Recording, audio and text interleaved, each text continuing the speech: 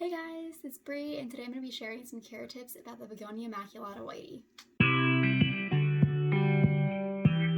So here's my begonia. Starting with light requirements, I had this guy whenever I first got him in a northwestern face window. So he got bright ambient lighting throughout the entire day, but no direct sunlight, and he did have his own grow light. Where I'm currently living at in Long Island, he's getting a western facing window.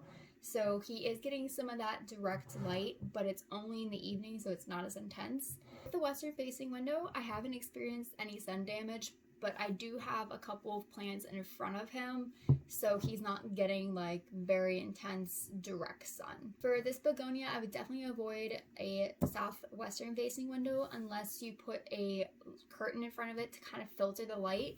It would definitely like that, but definitely don't give it the intense direct light. Afternoon rays are more intense than morning and evening rays, which can damage the plant. So I would definitely avoid direct afternoon sunlight, but it would probably enjoy either the evening sun or the morning sun. Regarding watering, we're going to go ahead and start with the soil mixture that I use. It is a 1 part orchid, 1 part perlite, 1 part well draining soil mixture. And I mix that up and I put my begonia in it. And as you can see, the begonia is in a very small pot for its size, which it likes. Begonias naturally have very small and shallow root systems. They like to be a little bit more root bound before you transplant them. For watering, I do water my begonia around every 2 to 3 days. Whenever you water, don't water on a set schedule. Listen to your plant. It'll tell you when it wants watered. Since begonias like well draining but constantly moist soil, I put it in a very well draining soil mixture and I just water it very consistently to keep it kind of moist. When you do water, put your finger into the soil about to your first knuckle. If it's not completely wet, then you should go ahead and completely saturate your plant. If your plant is wet, like mine is, then you don't have to water. The general rule that I would follow is if the top 1/4 of your pot is completely dry, go ahead and completely saturate it, as long as you have a very well draining soil mixture. That is the key opponent to making your begonia thrive. You water begonias or any type of plant and you just water a little bit and very frequently, not going to encourage a full root system because it'll only be trying to soak up the water that's up here.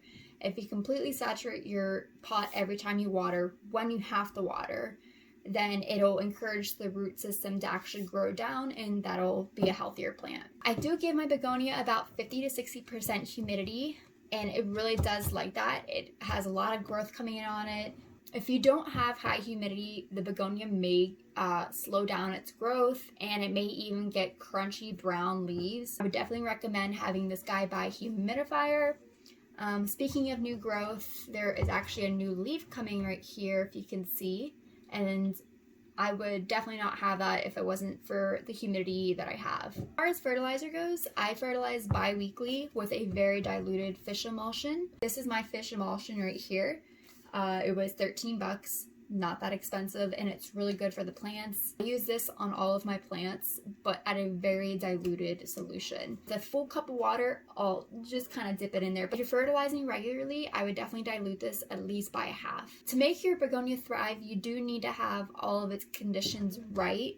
They don't necessarily have to be perfect, but they do have to be okay for the begonia. So higher humidity, good indirect light, and a very well draining soil, and never let your soil go completely dry. If you follow all of these requirements, usually your begonia will give you growth. Also, another thing I do for my begonia, I will use a jar or a pot. This is a candle jar that I just reused. I put some pebbles, like stone pebbles, on the bottom. I do put these stones in the bottom of the pot. Go ahead and fill up this. I'll stop whenever the water level is right below the stones. You don't want to place your plant in water because it'll get soggy roots, which will cause root rot, which will kill your plant. Again, making sure the soil is very well draining. And then I would go ahead and place that on top of there, just like this. And the plant is happy. If this video helped you, if you could give me a thumbs up, comment down below, or subscribe, that'd be great. Have a good day, guys. Bye.